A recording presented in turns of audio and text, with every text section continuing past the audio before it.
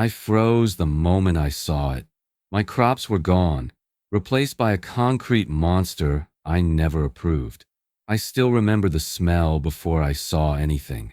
The bitter stench of gasoline drifting across my land like a warning sign. For months, all I had pictured during those long factory shifts up north was the familiar scent of damp soil and growing crops welcoming me back home. Instead, when my truck rolled to a stop at the edge of the farm, I was hit with fumes that didn't belong anywhere near my field.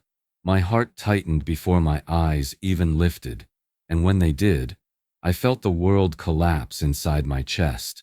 Where my crops once stood, rows and rows of green that I had planted with my own hands, there was now a towering block of concrete, a massive multi-level parking garage that groaned under the weight of cars shuffling in and out. Tires squealed where cattle should have been grazing. Engines roared where the breeze used to whistle through the corn. I stared at that structure, a cold, gray parasite feeding off the land I nearly lost everything to save. I didn't understand at first. I blinked, rubbed my eyes, even stepped back as if distance would make the nightmare shrink. But no matter how many times I blinked, the truth didn't change. Someone had demolished my crops, bulldozed my soil, and poured concrete onto 7 acres of my farm. 7 acres gone without a word. Confusion shot through me so fast it made my legs shaky. Did the county build something here? Was this some kind of emergency project? But then anger, raw, burning anger, took over. Because as I walked toward the structure, I saw people stepping out of their cars as if they belonged here. Strangers, office workers, teenagers, a couple unloading groceries, all of them walking across my property like it was some public lot. One guy, didn't look more than 25, was locking his Honda when he saw me coming.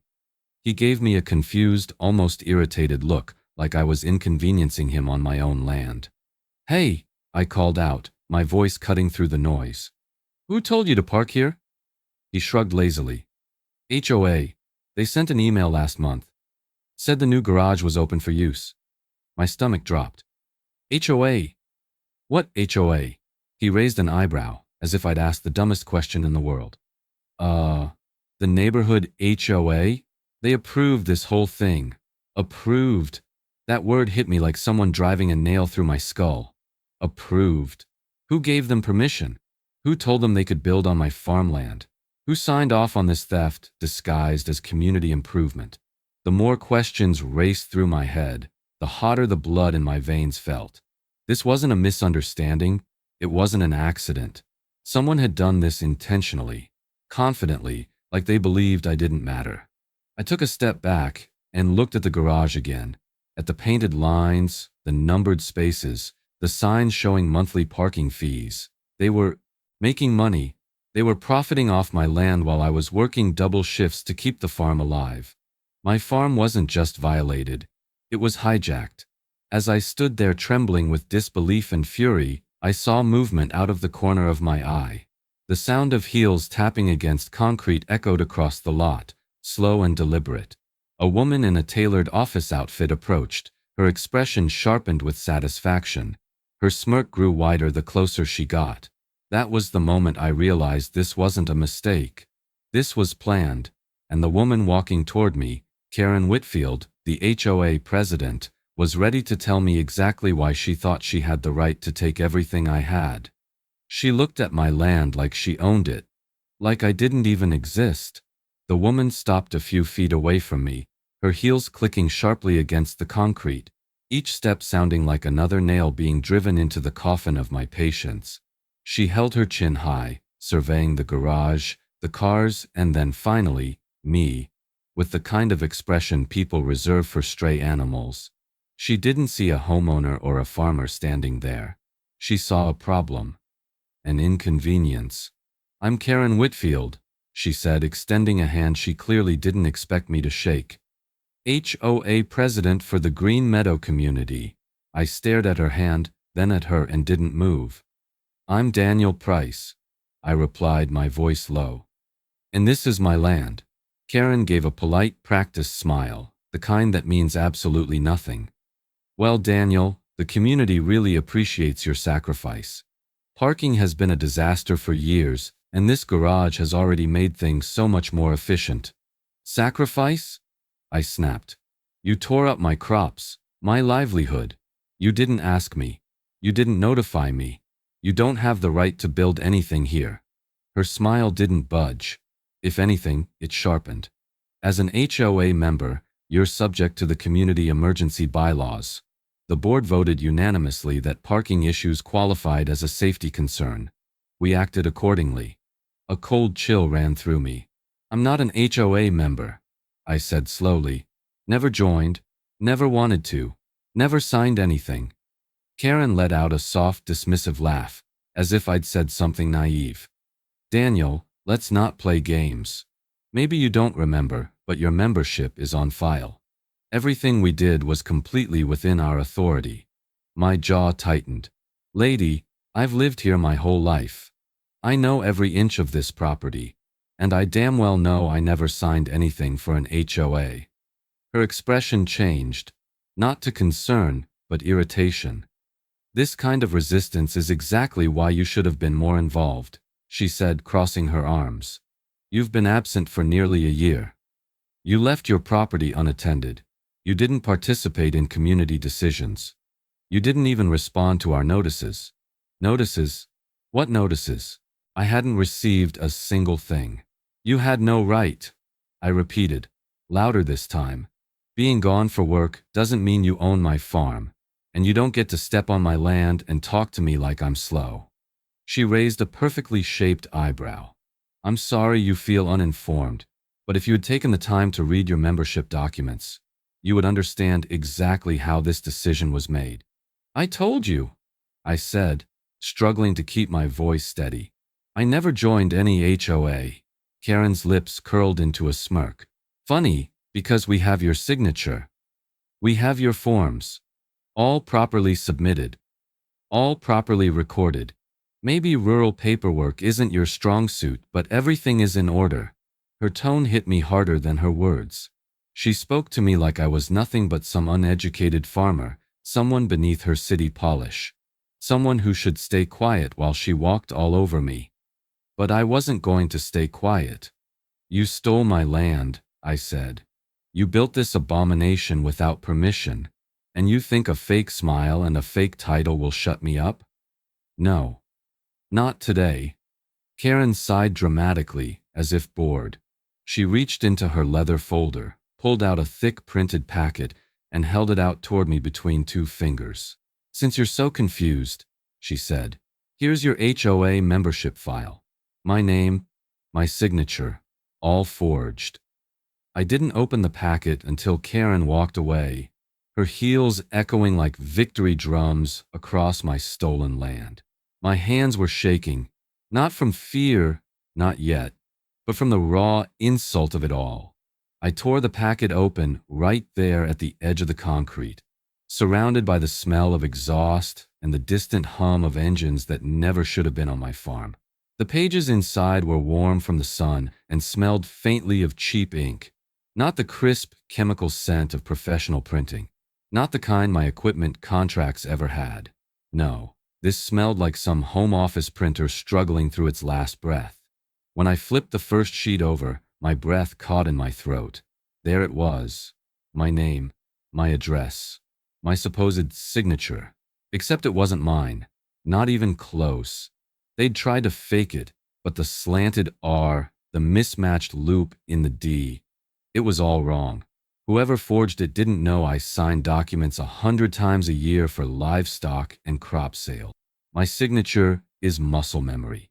This was a bad imitation.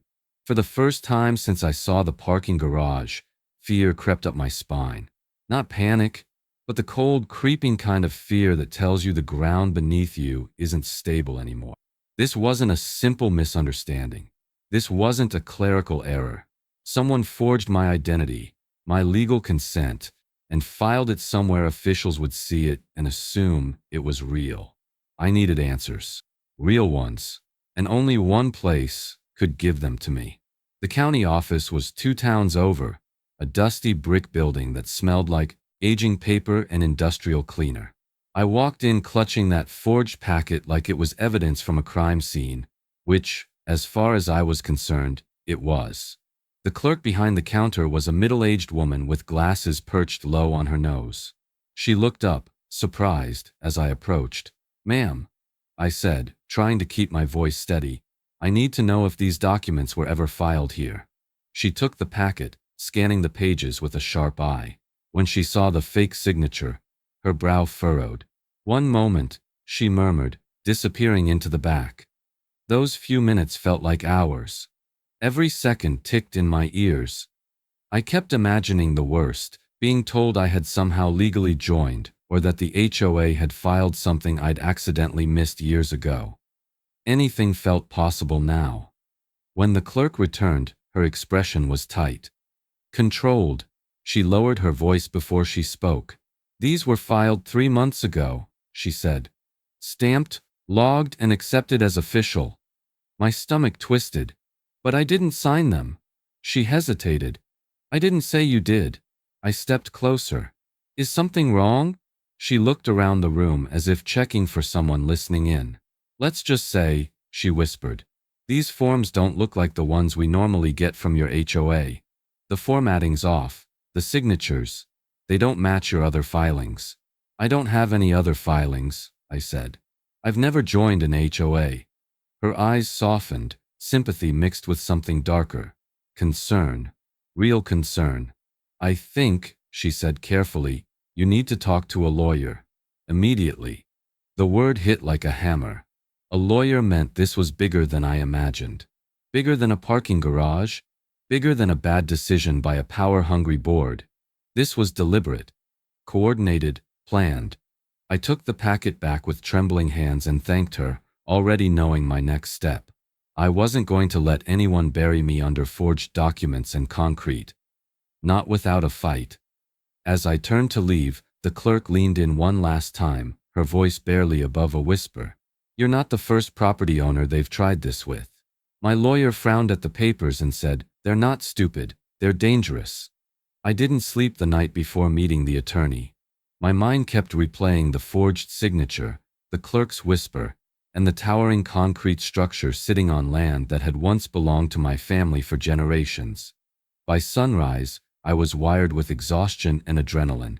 This wasn't a fight I could win alone, and I knew it. So I drove straight to the office of Marcus Hale, the best property attorney within 100 miles, according to anyone who knew anything. His office was small but sharp, with stacks of legal folders lined up like soldiers waiting for orders. Marcus himself was a tall, lean man in his 40s with sharp eyes that missed nothing. When I handed him the packet, he didn't say a word at first. He read every page slowly, pressing his thumb against the corner of each sheet like he was trying to feel the truth in the paper. After several minutes, he set the packet down with a sigh. "They're not stupid," he muttered. "They're dangerous." The words made my stomach tighten. "So it's bad?" "It's fraud," Marcus said plainly. "And not sloppy fraud either. Whoever did this knew how to make it look legitimate at a glance. But the details, the formatting, the filing dates, the signature inconsistencies, this wasn't an accident. Someone wanted full control over your land." I felt anger rise in my chest again, but this time it mixed with something else. Relief. Someone finally believed me. Marcus leaned back in his chair. "Let me explain how this works. HOAs only have jurisdiction over properties whose owners voluntarily sign membership agreements. Without that, they're powerless, completely powerless. You." He tapped the forged membership form. "Never signed anything. So as far as the law's concerned, they had zero authority to touch your land. Then how the hell did they get away with building an entire parking garage? Because they filed this with the county. And unless the clerk has reason to believe a document is fraudulent, they accept it as legitimate. That gave the HOA a fake paper trail to justify the construction." I ran a hand down my face. "So what do we do?" Marcus leaned forward, eyes sharp. "First, I need to warn you. They're going to fight dirty. Very dirty. People who forge signatures don't stop there. They'll try to bury you in legal claims so you give up. Let them try, I said. This is my land. It's all I have. A small smile touched his face. Good. Because we're going to hit them hard. Today. The rest of the hour was spent gathering everything he needed. Proof of employment up north, tax payments, utility bills, bank statements showing I never paid HOA dues. I pulled out old envelopes, scanned documents, and explained every detail I could remember. Fear lingered in the back of my mind, but for the first time since coming home, hope flickered too. Someone was finally on my side. By the time we finished, Marcus typed up a formal legal notice demanding immediate cessation of HOA use of my property, full disclosure of construction approvals, and an emergency meeting to address fraudulent filings. He printed it, sealed it, and sent it off. That, he said, is the first shot in this war. I walked out of his office feeling something I hadn't felt in days: determination. They had messed with the wrong man, and now they were going to learn that farmers don't bend easy. But the fight had barely begun, because 2 days later, before Marcus and I even got a response to our letter, the HOA fired back. They filed a legal claim accusing me of abandoning my property. The harassment started the same night I hired a lawyer. The sun had barely set when the first sign of trouble came rolling up my driveway. Literally. I had just returned from Marcus's office, still replaying his warning that the HOA would fight dirty. I didn't think they'd start that same evening.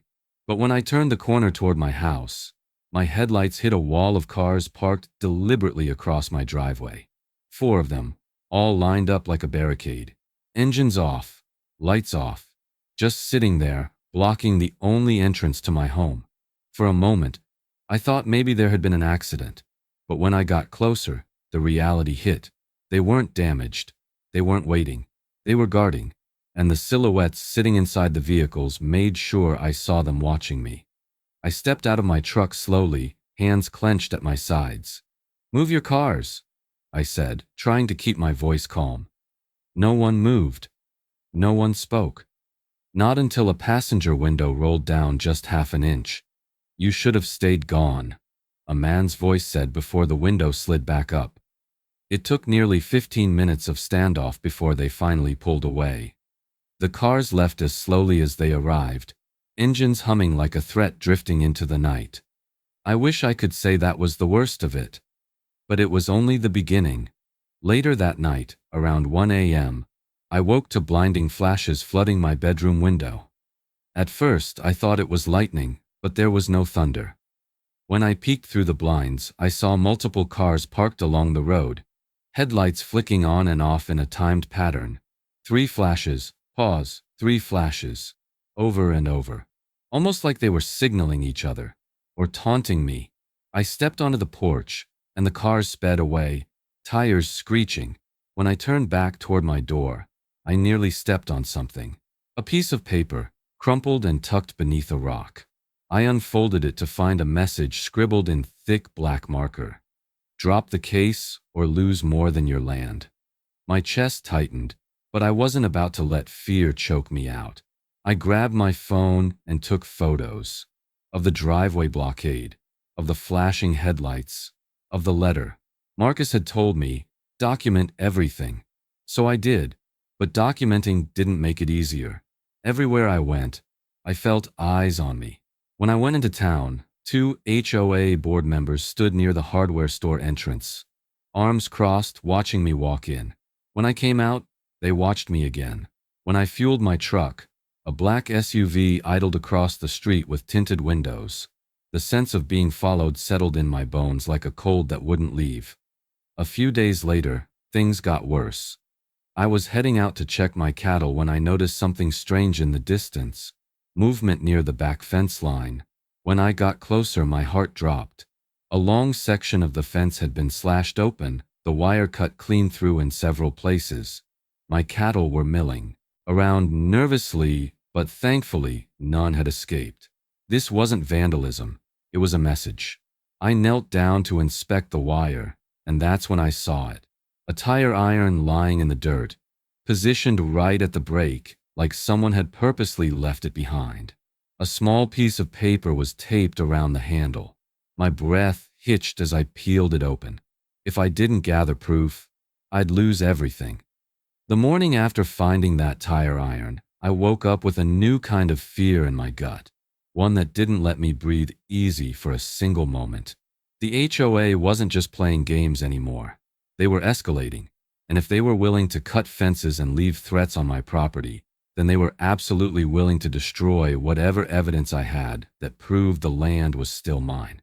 Marcus made it clear, if I wanted to win, I needed to build an airtight case, one they couldn't twist, bury, or distort.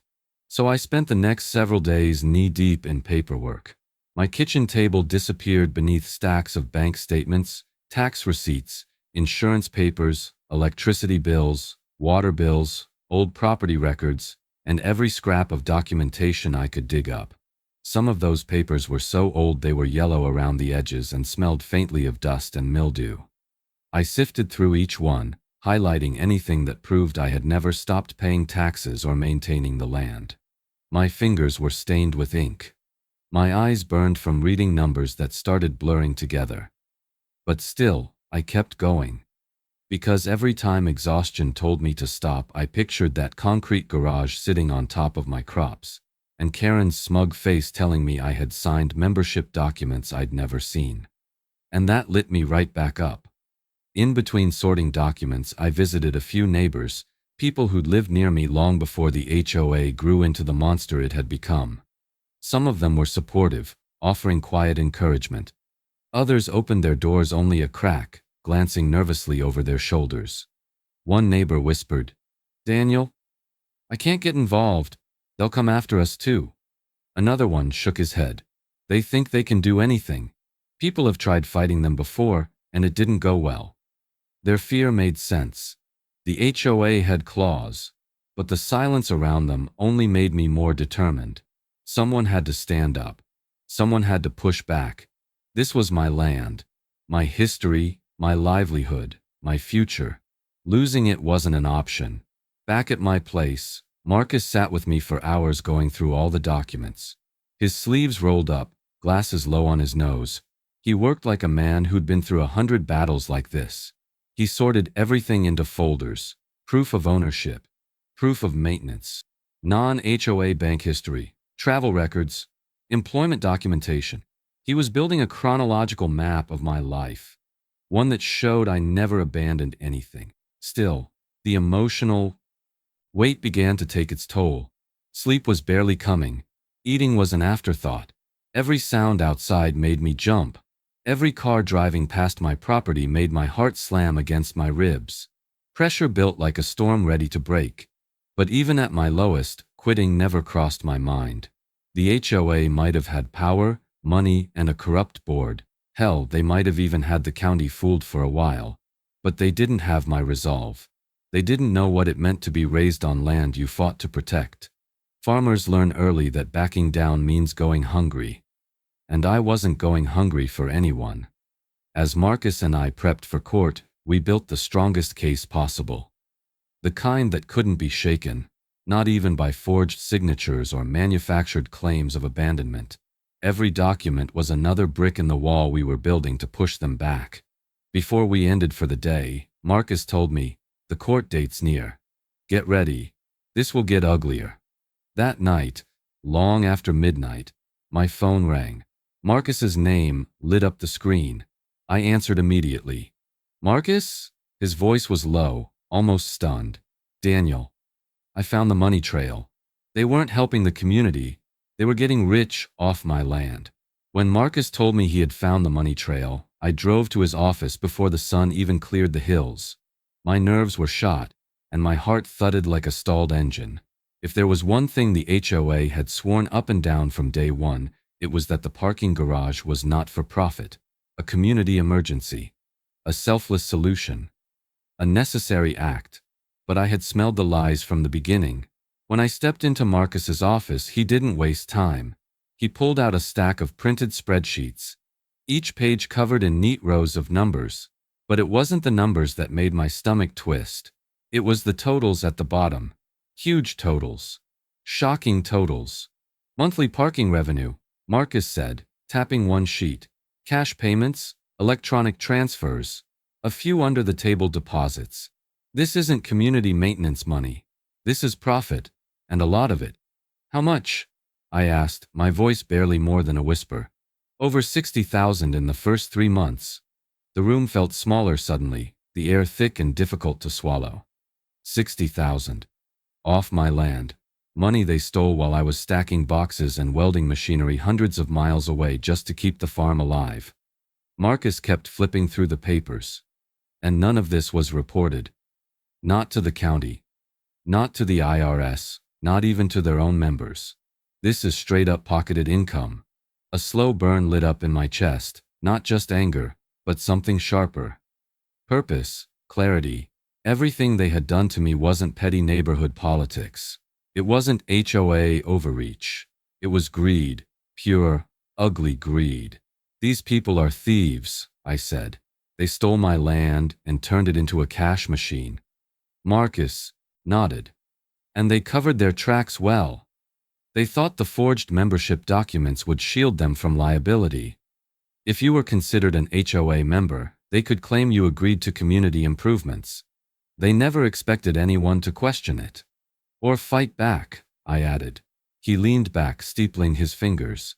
This gives us enormous leverage. Fraud, illegal profits, false filings, unauthorized construction.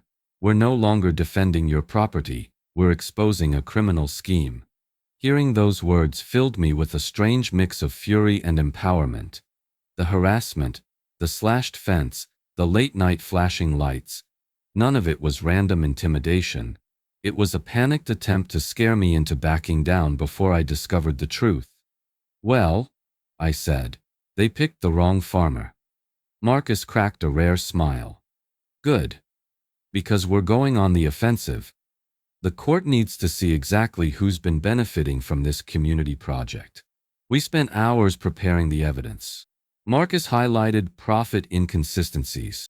I wrote detailed statements about the day I returned home, what the clerk told me, and every threat I'd received since. Together, we pieced together a clear, damning picture. The HOA hadn't just crossed a legal line. They had obliterated it. By the time we were done, the entire tone of the case had shifted. We weren't the ones scrambling anymore. They were, and they didn't even know it yet. For the first time in weeks, I felt a solid breath leave my lungs. It wasn't relief, not yet, but it was something close. Strength, maybe. Hope. The sense that the ground under my feet was finally steadying again. Marcus gathered the last of the documents into a binder. Once we file this, he said, the judge will see exactly what they've been hiding. I nodded. Let's burn them with the truth. He hesitated for a moment, then slid one final sheet across the table toward me. Before we proceed, he said slowly, you need to see who signed these profit records. I leaned forward, heart pounding. Marcus exhaled. You're not going to believe who signed these profit sheets. Courtroom day. Karen walked in smiling like she had already won. The first court hearing felt like stepping into another world. One where every word mattered, every expression was a weapon, and every second carried the weight of my entire future. I sat beside Marcus at the plaintiff's table, hands clasped together so tightly my knuckles whitened. The heavy air of the courtroom smelled of old wood and cold air conditioning, and each echoing footstep made my heartbeat jump. Then the door opened, and in walked Karen Whitfield. She strutted down the aisle in a tailored navy suit, posture sharp, chin raised. She didn't look nervous. She didn't look guilty. She looked victorious. She even gave me a brief glance, a small, almost pitying smile, as if she'd already prepared a speech for after the judge ruled in her favor. Behind her, 3 HOA board members followed, chattering softly like smug backup singers. For a moment, I wondered how many lies they rehearsed before coming here. The judge entered, and everyone rose. When we sat again, the HOA's attorney, a polished man with slicked back hair and a perfectly pressed suit, stood first. He launched straight into what they called their abandonment argument. "Your Honor," he began, voice smooth as butter. "Mr. Price left his property unattended for nearly a year. The community faced severe parking issues, and under our emergency bylaws, the HOA was obligated to act in the best interest of residents." I could almost hear the arrogance dripping from his tone. He spoke as though the parking garage had been an act of generosity instead of greed. He continued, "Since Mr. Price was absent and unreachable, the HOA assumed responsibility to prevent safety concerns such as blocked streets, vehicle congestion, and emergency access issues. We acted promptly and lawfully." Lawfully. The word made my jaw tighten. As he spoke, I glanced at the judge. I didn't see interest on her face. I didn't see sympathy for the HOA. I saw annoyance. Her eyelid twitched and she tapped her pen against her notepad like she was waiting for something solid that never came. When the lawyer tried to wave around their forged membership documents like they were gospel, the judge finally slid her glasses down her nose. "Counselor," she said, "are you seriously telling this court that an HOA can unilaterally seize and build on private property simply because the owner was temporarily away?" The HOA attorney stiffened. "Under emergency," she cut him off sharply. "Emergency bylaws apply to common HOA property, not privately owned farmland. Not unless there is explicit, verifiable voluntary membership from the owner." Karen shifted in her seat, her confident smile flickering for the first time. The judge leaned forward. "Where is the original signed membership agreement?" The attorney hesitated. It was subtle, but I caught it. Everyone caught it. "It's part of the filing we submitted, Your Honor." The judge raised an eyebrow. "The one Mr. Price claims is forged?" Silence. Cold, heavy, suffocating silence. That was the first crack in their defense. The hearing continued with the HOA attorney stumbling through explanations, citing bylaws, waiving documents, and insisting the parking garage was necessary for community stability. But the judge wasn't buying it. Every time he tried to justify something, she countered with a sharper question. Every time he referenced their authority, she reminded him of private property rights. The tension grew like a tightening rope, ready to snap.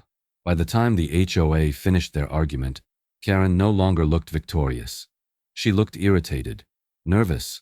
Her fingers twitched against her folder, and her jaw clenched just slightly. Then the judge turned to me. "Mr. Price," she said, her voice steady and firm, "take the stand." My heart slammed inside my chest. It was time. My hands were shaking, but my voice wasn't.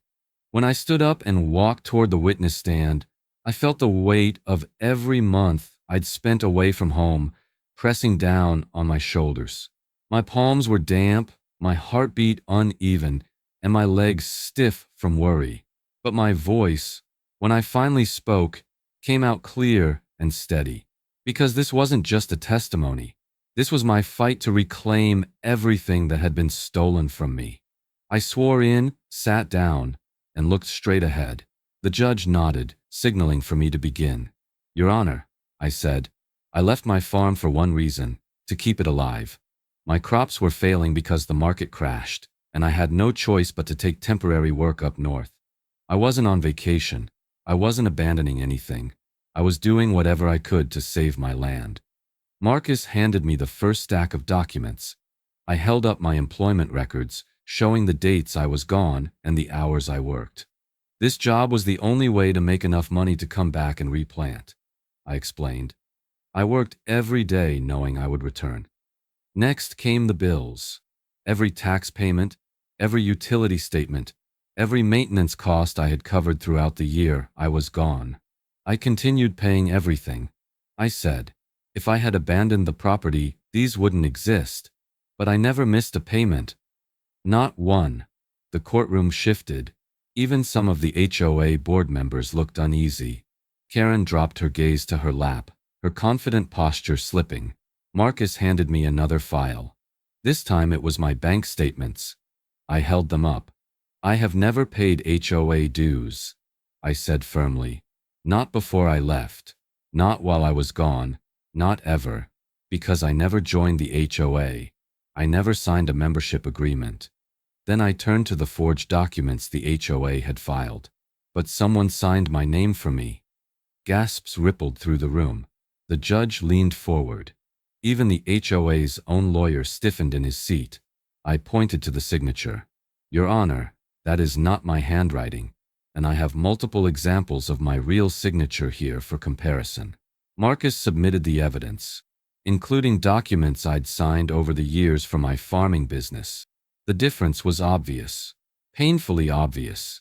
Even a child could tell. The HOA attorney stood up to object, but the judge immediately raised a hand. Sit down, counselor. I can see the difference myself. His face flushed red as he slowly sank back into his chair. Next, Marcus asked me about the parking garage profits. Mr. Price, did you receive any portion of the revenue generated from the structure built on your land? None, I said. Not a single dollar. I didn't even know it existed until I came home and found strangers parking on my property. Marcus then presented the profit sheets, the ones showing tens of thousands flowing into private accounts. These funds, he said to the judge, were never reported, never disclosed, and never authorized by the true owner of the land. The courtroom went silent again, but not the uneasy silence from before. This one was heavier, more decisive. People were shifting in their seats, whispering behind their hands. Even the HOA board members' faces turned pale. For the first time since this nightmare began, I felt something rise inside me.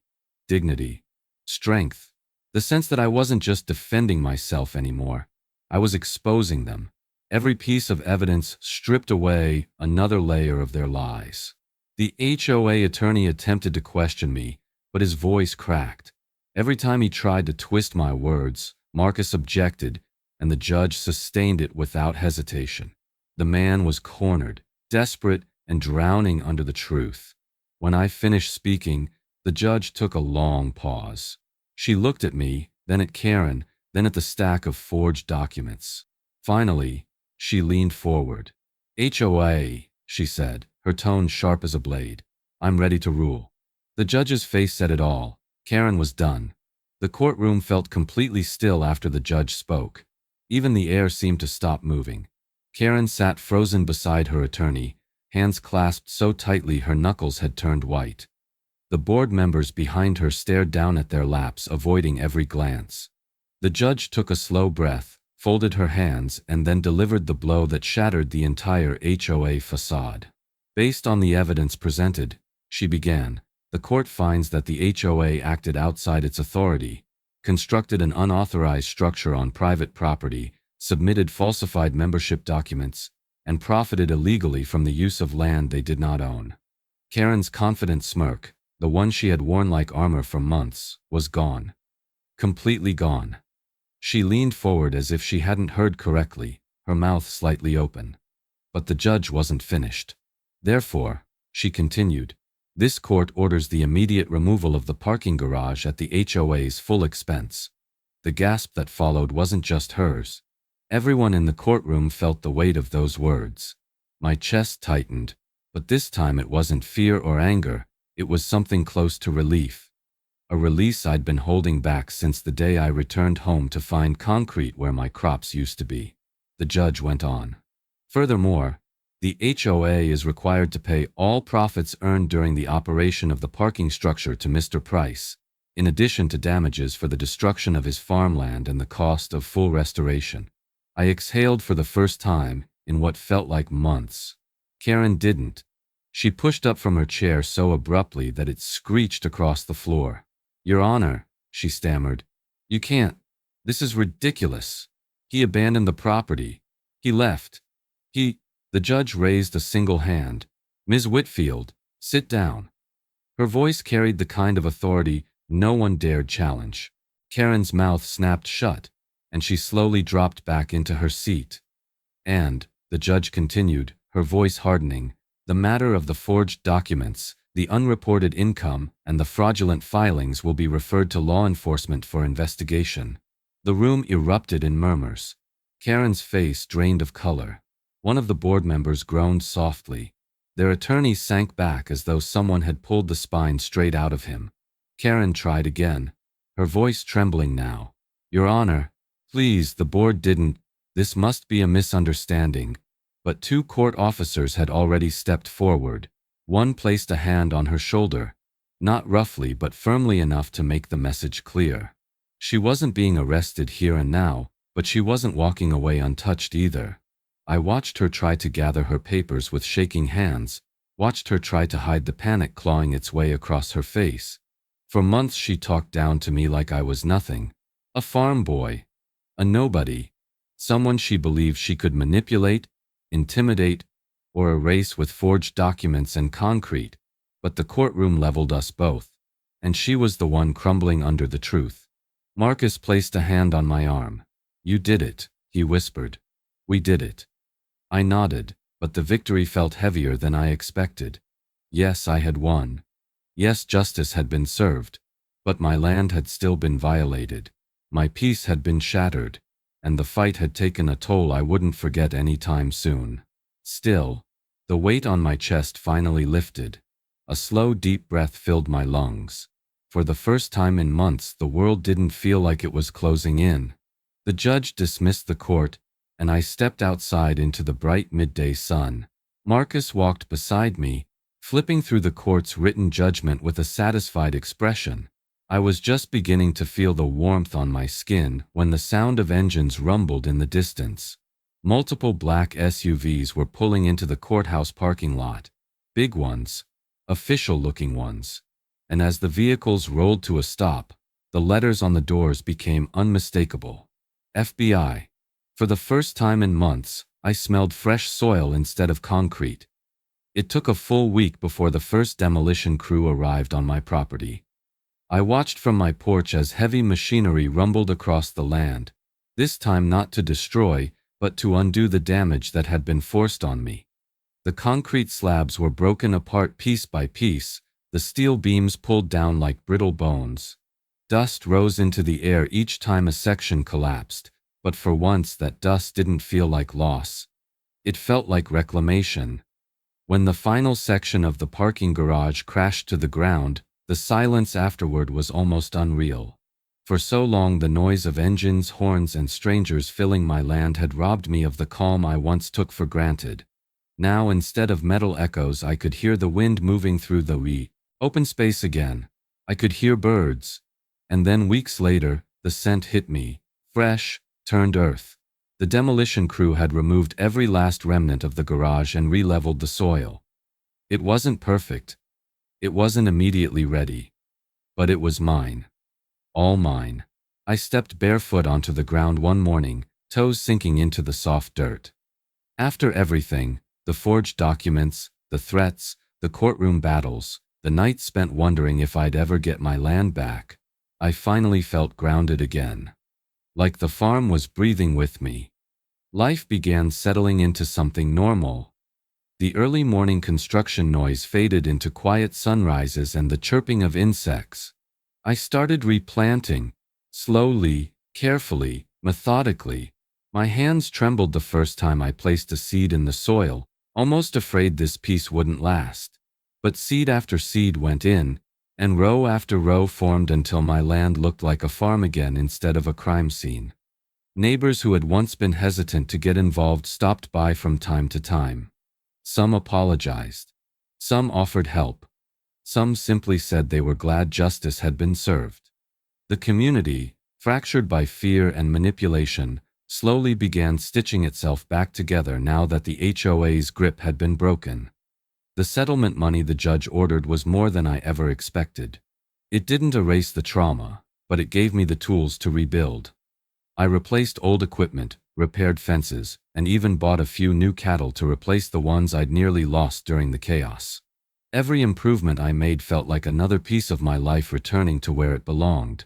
News about Karen spread quickly through town. People whispered about her fraudulent filings, the hidden profits, and the investigation now unfolding around the rest of the HOA board. Her fall from grace became the talk of every coffee shop, every diner booth, every grocery line. Some people were shocked. Others claimed they saw it coming. But almost everyone agreed. Karen had underestimated the wrong man. Still, even with the land restored and the community healing, there was a heaviness that lingered, a quiet ache left behind by months of fear and uncertainty. Healing wasn't instant. It came slowly with each sunrise, each planted seed, each peaceful night where no headlights flashed outside my window. One crisp morning, as I sorted through my mail, I saw an envelope that immediately made my pulse jump. There was no return address. The handwriting was shaky, almost frantic, and the moment I saw the stamp mark in the corner, my stomach tightened. It had been sent from a correctional facility, from prison. I turned the letter over in my hands, a knot forming in my throat. Whatever was inside, it wasn't going to be simple. It wasn't going to be pleasant. But I tore it open anyway, because I needed to know exactly what Karen Whitfield had to say from behind bars. Her final message still chills me. The letter trembled slightly in my hands as I unfolded it. The handwriting was uneven, nothing like the crisp, confident signature she'd once plastered on every HOA notice. This was shaky, jagged, almost desperate. The first line stopped me cold. "Daniel, you need to understand why I did what I did." Even now, after everything, Karen Whitfield was convinced she could explain away her crimes, as if a few paragraphs could justify forging my name, stealing my land, profiting off my backbreaking work, and terrorizing me into silence. I kept reading, not because I expected an apology, but because closure sometimes looks like understanding what your enemy believed. She wrote about community needs, about pressure from the board, about how no one else had the courage to take action. She claimed the parking garage had been her idea to solve multiple problems at once: parking shortages, HOA debts, neighborhood complaints. And then she wrote the line that made my blood run cold. "You weren't using the land anyway. Someone needed to step up." That single sentence revealed everything about who she was. She didn't see farmers as people. She didn't see my land as a legacy or a livelihood. She saw it as empty space she could claim the moment my back was turned. And in her mind, she wasn't a criminal. She was a leader. I folded the letter carefully, more from exhaustion than respect. It amazed me how some people could twist their own greed into a story where they were the heroes. Meanwhile, people like me had to scrape, claw, and fight just to keep what we'd earned honestly. After months of chaos, stress, and fear, I finally understood something important. Integrity isn't loud. It doesn't shove its way through life like Karen did. It's quiet, steady, and built one day at a time through honest work. Greed, on the other hand, is loud, messy, and destructive. It devours everything around it, including the people who think they can control it. I set the letter down and looked out at my fields, where young sprouts were beginning to push through the soil. That sight, simple, small, alive, was worth more than the entire fake empire Karen built on lies. To everyone listening to my story, here's what I want you to take with you. Never assume your property is safe just because you own it. Check your filings. Check the county recorder's office. Make sure no one is slipping papers into your file without your knowledge. Fraud doesn't always come from strangers. Sometimes it comes from the people who claim they're improving the community. And don't let intimidation scare you into silence. HOAs can be useful when they stay in their lane, but when they overstep, when they abuse power, when they target the people they're supposed to protect, you have every right to fight back. And you should. Because if I hadn't stood my ground, I would have lost everything I'd worked for. If any of you watching this have dealt with HOA abuse, tell your story. Speak up. Share what happened to you. The more we expose these situations, the harder it becomes for bad actors like Karen to thrive. Marcus once told me that justice isn't automatic. You have to drag it into the light yourself. He was right. And now, standing on my rebuilt land, I finally feel that truth in my bones. Before I end this, I'll say one thing. This isn't the last time you'll hear Karen's name. Because even from prison, she wasn't finished causing trouble. She tried to appeal the criminal charges, and what happened next was even crazier. But that is a story for another day.